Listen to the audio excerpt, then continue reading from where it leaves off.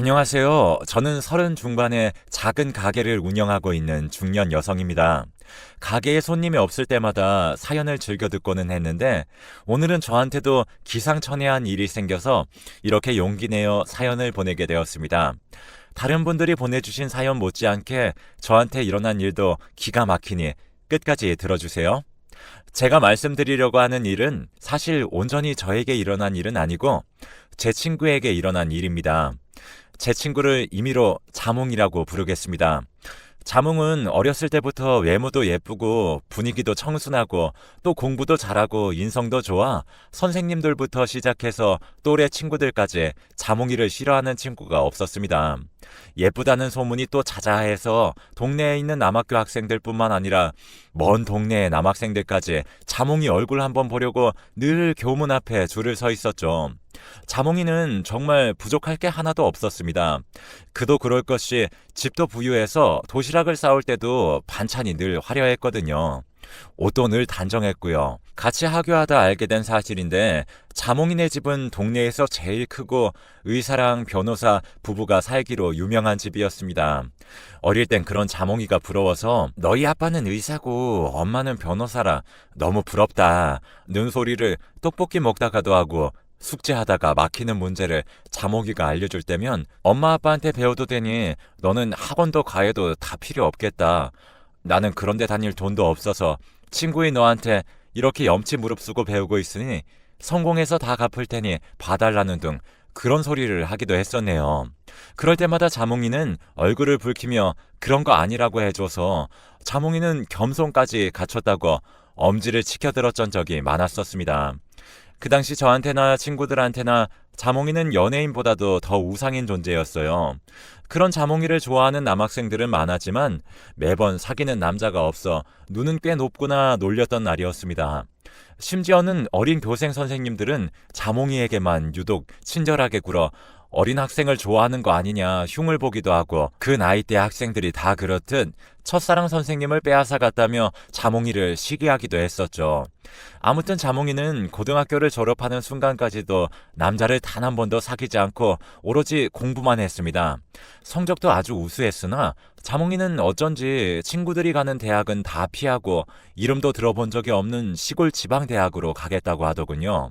그것도 친구들끼리 너는 어디 대학 갈 거냐 물어봐도 웃기만 하던 자몽이가 갑자기 우리랑 동떨어진 곳으로 대학을 가겠다고 하니 그때 처음으로 자몽이에게 서운함이나 거리감 같은 걸 느꼈던 것 같아요.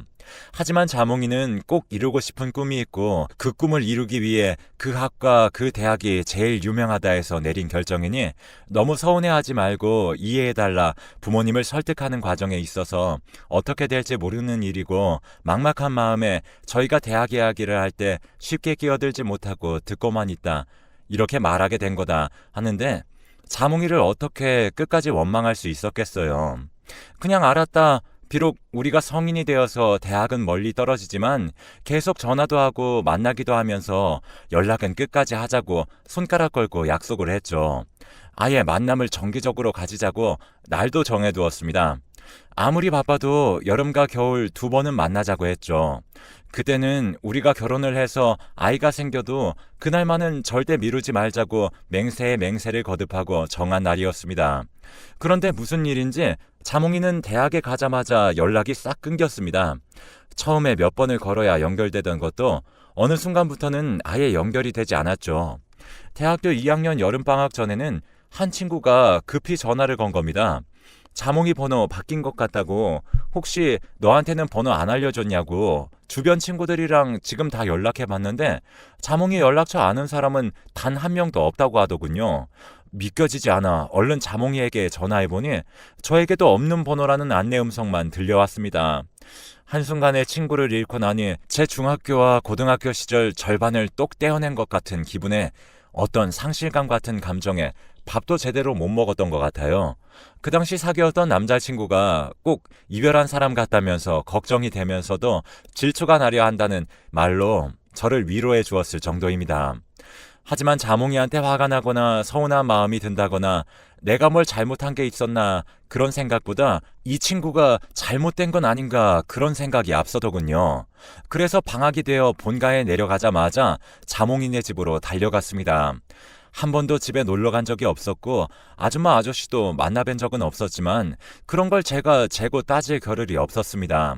그 당시 모인 친구들과 함께 손을 꼭 부여잡고 자몽이 어머니 아버지까지 이사를 간 거면 어떡하냐 그런 걱정만 했던 것 같네요. 무거운 마음으로 띵동 벨을 두어 번 눌렀을 때였을까요? 집에 일 봐주시는 분으로 추정되는 분이 나와 무슨 일로 찾아왔냐고 저희에게 용건을 묻더군요. 이 집에는 저희처럼 어린 학생들이 찾아올 이유가 없다. 그렇게 말하셨어요. 의아해진 저희가 서로를 바라보다 아주버님께 여기 자몽이라는 학생이 딸로 살고 있지 않냐고 물어보니 아주머니가 갸우뚱하시며 자몽이? 자몽이? 하시더라고요. 역시 자몽이네 어머니 아버지까지 이사를 하셨구나. 가족 모두에게 무슨 일이 생긴 모양이다 생각하던 찰나였습니다. 뒤에서 우리 집에 다들 무슨 일로 오신 거죠? 하는 목소리에 뒤를 돌아보니 한눈에 보아도 기품이 줄줄 흐르는 아주머님께서 서 계셨어요. 그 옆에는 누가 봐도 어느 회사 높은 자리에 있으실 분 같은 아저씨와 그 두 분을 집까지 모시고 온 것으로 보이는 기사 아저씨와 검은색 반짝반짝 빛이 나는 긴 자동차가 있었습니다. 다들 분위기에 놀라 말을 어버버하고 말을 못하고 있는데 한 친구가 용기를 내어 여기에 살던 자몽이를 찾으러 왔습니다. 혹시 이 집 딸이었던 자몽이를 기억하시나요? 어디로 갔는지 아시면 저희에게 알려주세요. 자몽이를 해코지하려는 게 아니라 갑자기 연락이 되지 않아 걱정스러운 마음에 찾아보려고 하는 겁니다. 옆에 있던 친구도 거들었죠. 전 집주인 아주머니 아저씨께 제발 연락 좀 해주세요. 라고요. 그랬더니 아주머니가 고개를 갸우뚱 하시더니 여기는 몇십 년 전부터 우리가 살던 집이니 이사를 간 전주인이란 사람은 없다. 만약 있다면 그 사람들은 우리를 뜻하는 건데 우리는 자녀가 없다. 그렇게 말하시더라고요. 하지만 자봉이에 대해서는 잘 안다 말하시길래 그게 무슨 뜻인지 이해하지 못해 눈알만 굴리고 있었습니다. 아주머니가 덧붙인 설명은 그랬습니다.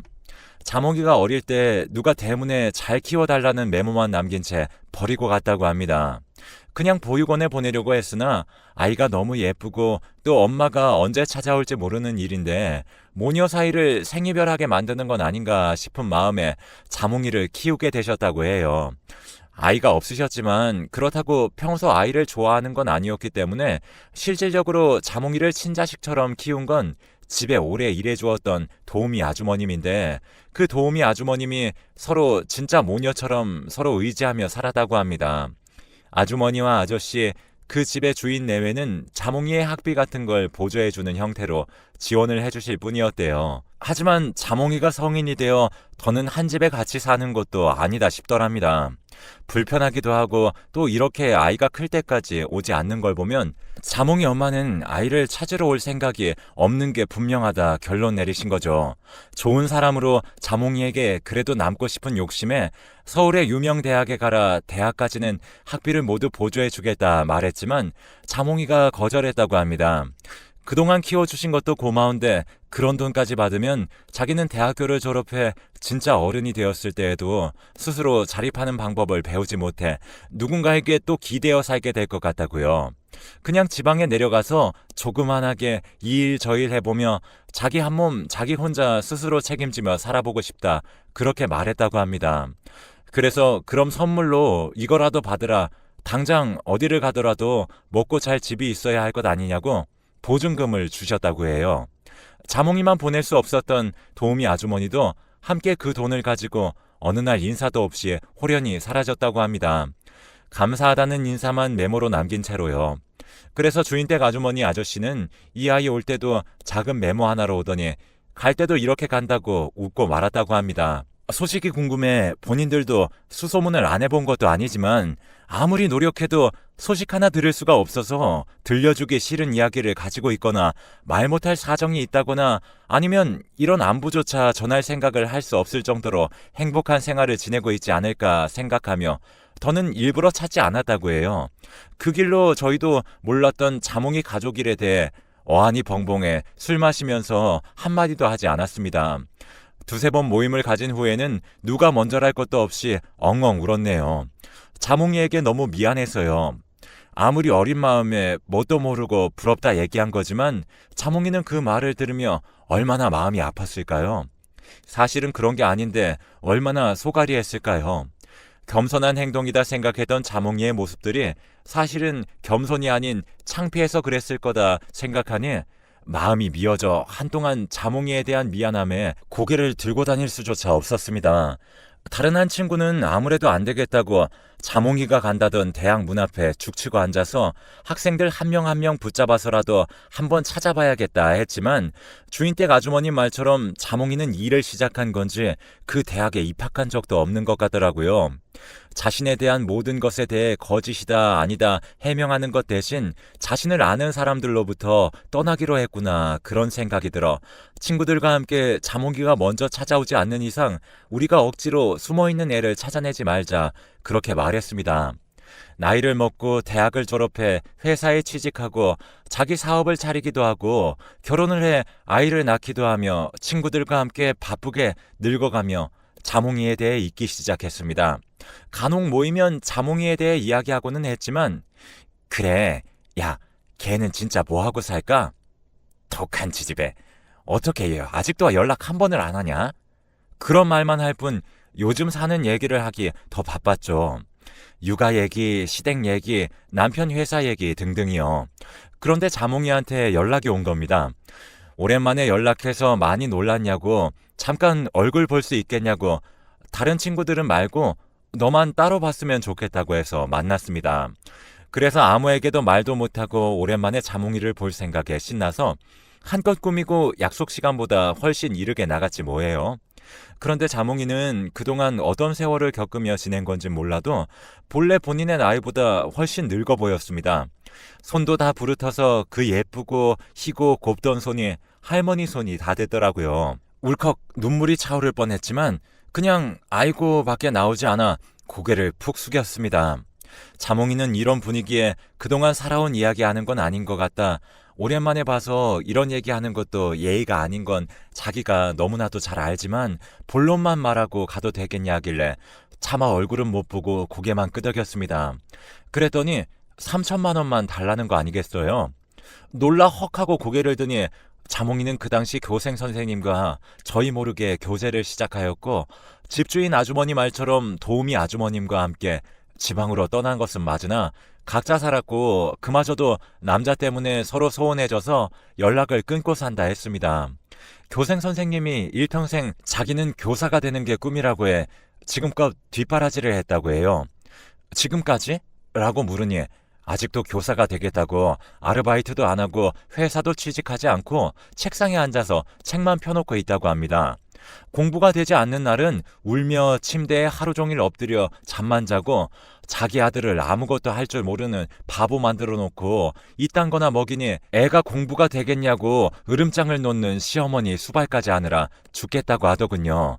그 둘에게서 떠나고 싶은데 이 일 저 일 닥치는 대로 해도 두 모자한테 돈이 다 들어가는 바람에 어디 푼돈 하나 모을 수가 없어 도망을 칠 수가 없더라는 겁니다.